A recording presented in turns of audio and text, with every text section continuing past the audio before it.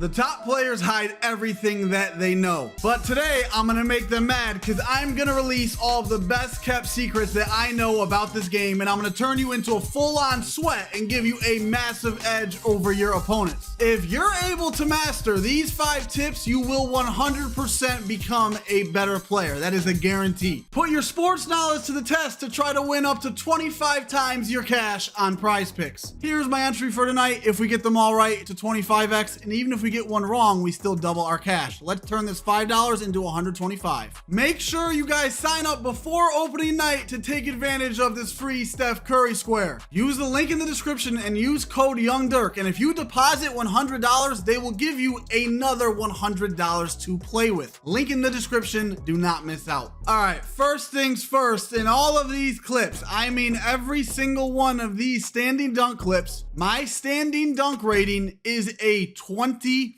This is no lie. You can look at my build. This is the Dirk dunk, or the standing dunk cheese, whatever you want to call it. This is so broken and so overpowered. I rely on this heavy. I want you to do this every time you get in front of your defender. Unless you are 100% sure a normal dunk or layup isn't gonna get blocked, you need to do this every single time. With this in your bag, you now have the confidence that every time you're in the paint and the defender isn't directly in front of you, you're gonna get a bucket. There's a few reasons why this is super overpowered. First off, it doesn't cost you anything in the builder. You can do this with a 25 standing dunk. Second, it's almost unblockable. I would say this gets blocked 1 out of every 20 to 30 times. Like, it is very, very hard to block it. You have to time it perfectly. And third, it's just a super easy, glitchy way to score. You don't have to worry about getting blocked. You can go up in traffic. As long as they're not directly in front of you, you are going to get it, and you're going to get a bucket. Before I tell you how to do it, you need at least like a 70 driving dunk, and I would say you gotta be at least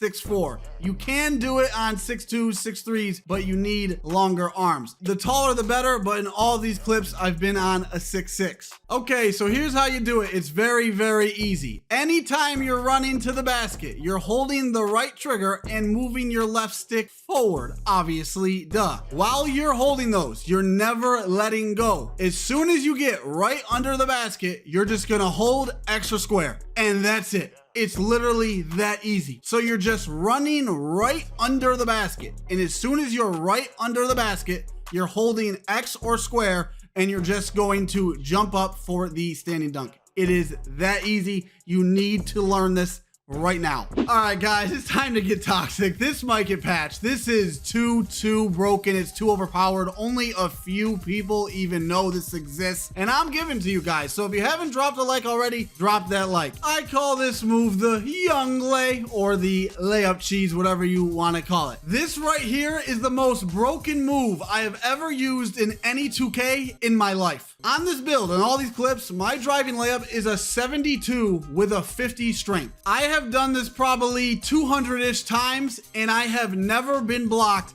not once, and it has worked every time if I do it correctly. The good thing about this is it only works in a clamp or a bump animation. But Dirk, how is that a good thing? Because if you don't get bumped or clamped, you have a wide open standing dunk cheese every time. And if you do get bumped or clamped, you can do the layup glitch. So it's almost impossible to stop the rim run when you combine those two. To my knowledge, you can do it with any layup animation in the game, but if you want to use the same one as me, I am using default small. So here's how you do it. As soon as you get into this type of animation where it's like a hip ride bump, where they're almost in front of you, but they're on your hip towards your side at the same time, that is the animation you are looking for. What you're gonna want to do is, if the ball is in your right hand, you're gonna let go of turbo and hold your right stick left, and that is it. And if the ball is in your left hand, you're gonna let go of turbo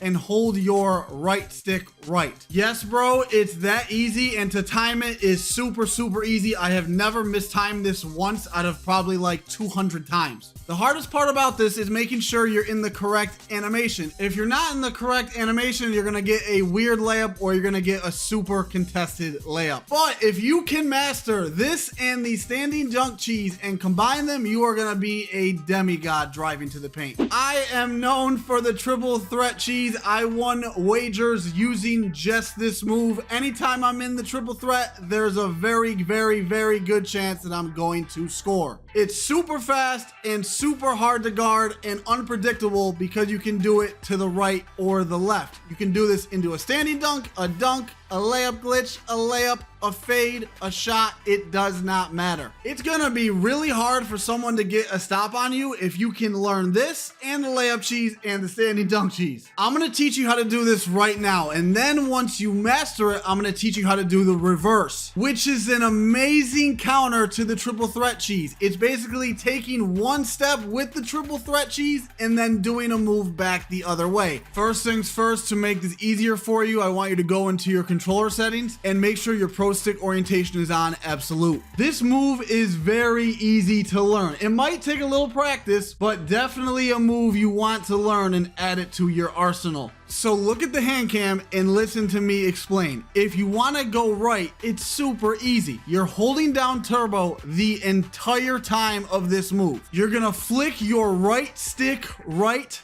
wait about a tenth to a quarter of a second, and then move and hold your left stick up diagonal right while still holding down turbo the entire time. So you're holding turbo the whole time, you're flicking your right stick to the right, and then hold and move your left stick up diagonal right to the direction you want to go. You can do this to the side as well, but I think it's best to do this move at an angle. And if the ball's in your left hand, you're holding down turbo the entire time, you are flicking your right stick left, and then you're gonna move and hold your left stick up diagonal left or to the side while holding turbo the entire time. Like I said, very easy. The hardest part about this is the timing. Look at the hand cam as your reference. It's like you're waiting a tenth of a second to a quarter of a second after you flick your right stick, and then you are going to move in the direction you want to go. Now let me show you how else we can take advantage and score off of this amazing move. Now that you guys know how to do that, you need to learn the reverse. You can do it into any move, an escape, a behind the back, a momentum. It does not matter. It is super OP and super hard to guard, especially when you have shown the defender your triple threat cheese first and then you hit him with a reverse. Oh my god, bro, it's a wide open shot every time. Please take your time and learn how to do the reverse. You will not regret it, I promise. Let's do the reverse into the behind the back first. If you can do the triple threat cheese, this is gonna be very easy. As soon as you move your left stick for the triple threat cheese, you want to just let go and then flick down a diagonal right or left to the opposite ball hand. You're holding turbo the entire time. Super, super easy. If you can't get it, you're probably hitting your behind the back a little too soon. Now for the snatch back, same thing, and I'll explain what to do with the left stick a little more. You're gonna hold your left stick until you see your guy go into the triple threat cheese animation. As soon as you see that, you're just gonna flick down on your right stick and you'll get the snatch out of it, and it's a major cook, especially with takeover. The last one I do with the reverse is the escape, and for some reason this one is the hardest for me. I don't know why, but it just is, and I do a momentum on accident all the time. But anyway, same thing, except you're just gonna flick your right stick up diagonal left or right after you see your guy go into the triple threat cheese animation. All right, now we got the speed glitch. This is gonna help you move and dribble a little quicker. To do this, you're gonna have to put on one of these hop jumpers. If you are over 6'10", you have to put on normal. If you're 6'5" to 6'9", you're gonna put on Jason Tatum or Paul George. I use Paul George. And if you're under 6'5", you're gonna put on Davion Mitchell. Dirk, what does the speed glitch look like? This is before, okay? Pay attention, okay? Watch the feet. Now this is after. Look how I'm like now sliding on the court. I'm like gliding and glitching back and forth. That is the speed glitch. Before I explain how to do it, I want to say this. Is this as overpowered as the first three things you guys have learned? No. But is it going to help you move and dribble a little faster? Yes, it is. And do we want every edge that we can get? Of course we do, bro. It's 2K. Every small advantage we can get matters. And on top of all that, it just looks super glitchy and super nice, especially for clips, bro. And ooh, I just love it, bro. To activate this is very easy. If the ball's in your right hand, you're just gonna hold turbo and then pull down your right stick down diagonal right. Do not hold it too long or you will shoot the ball. It's just a quick hold. And if the ball's in your left hand, it's the same thing. You're holding the right trigger and you're quickly pulling down and holding on the right stick down diagonal left. As we all know, steals are overpowered. But there's a lot of people that don't think this because they themselves cannot get a lot of steals. If this is you, I'm gonna help you out right now. First things first, the higher your steal rating, the easier it'll be. That is common sense. But even then, a lot of people are having a hard time getting steals consistently. In my opinion, you want to have glove on silver at the least, and the sweet spot is gold. If you go Hall of Fame, it's just overkill unless you're literally a pure lock. I really recommend trying to get gold glove on your build. It is well worth it. All right, this is gonna be a lot easier than you guys think. You guys see how for a millisecond, he comes to a complete stop. Look again, he dribbles, then he comes to a complete stop just for a millisecond to do his next move. That is when you reach. Let's look at this example right here. He's gonna stop, dead stop, I'm gonna reach. Even though he crossed back over, he was still in a dead stop standstill. Anytime someone is standing still, just dribbling back and forth, that's when you want to reach. Just think real life. If somebody stops with the ball right in front of you and try dribbling right in front of you, you're gonna steal it, bro. And here's a tip to get even more steals. Instead of just pressing square or X, use right stick ripper. Reach with your right stick. The top ranked guy gave me the fastest way to rank up for the new season, so make sure you watch that video. It's on screen. Hope this helped you guys out. Have a good day. Go out.